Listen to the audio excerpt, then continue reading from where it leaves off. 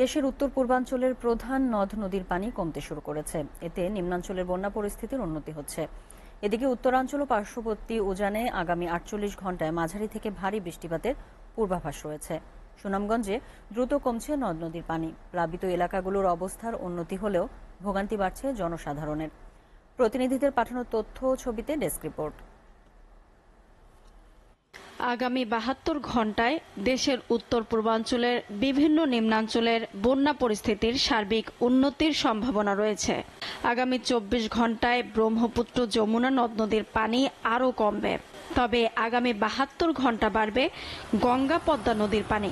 বন্যা পূর্বাভাস এবং সতর্কীকরণ কেন্দ্রের পূর্বাভাসে আরও বলা হয়, কুশিয়ারা ছাড়া দেশের উত্তর পূর্বাঞ্চলের প্রধান নদীগুলোর পানি কমতে শুরু করেছে, যা আগামী ২৪ ঘণ্টা পর্যন্ত আরও কমে আসবে।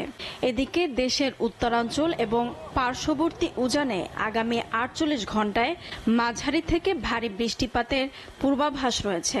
ফলে আগামী ৪৮ ঘণ্টায় দেশের উত্তরাঞ্চলের তিস্তা নদীর পানি সময় বিশেষে বাড়তে পারে। সুনামগঞ্জে বন্যায় অনেকের ঘরবাড়ির ব্যাপক ক্ষয়ক্ষতি হয়েছে।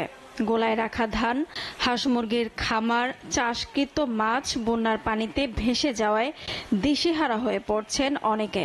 এদিকে বন্যার পানি নামার সাথে লোকজন নিজেদের বাসস্থান মেরামতের কাজ শুরু করেছেন। খাবার ও বিশুদ্ধ পানির সংকট রয়েই গেছে। টিউবওয়েলে আসছে কাদাযুক্ত পানি, তাই দূর দূরান্ত থেকে পানি সংগ্রহ করছেন গ্রামবাসী। ঘরের মধ্যে বসবাস করার কোনো ব্যবস্থা নাই, ঘরের মধ্যে রান্না করার কোনো ব্যবস্থা নাই, ঘুমানোর কোনো জায়গা নাই, যার কারণে আমরা কালীপুর স্কুলে বসবাস করার জন্য করতে অবস্থান নিছি।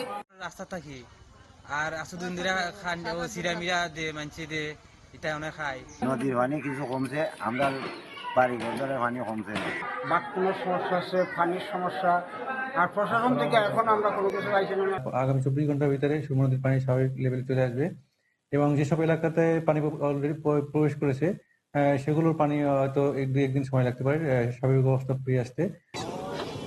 জামালপুরে পাহাড়ি ঢল কমে যাওয়ায় দেওয়ানগঞ্জ উপজেলায় যমুনা তীরবর্তী বরখাল, কলাকান্দা, ঝালুরচর এলাকায় দেখা দিয়েছে নদীর ভাঙন।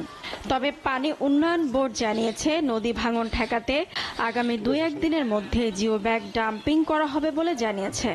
এদিকে বন্যা পরিস্থিতি মোকাবিলায় সব ধরনের প্রস্তুতি নেওয়া হয়েছে। নদীগর্ভে বিলীন পরিবারগুলোর বসতভিটা, আবাদি জমি, শিক্ষা ও ধর্মীয় প্রতিষ্ঠান যমুনা গর্ভে বিলীন হয়েছে।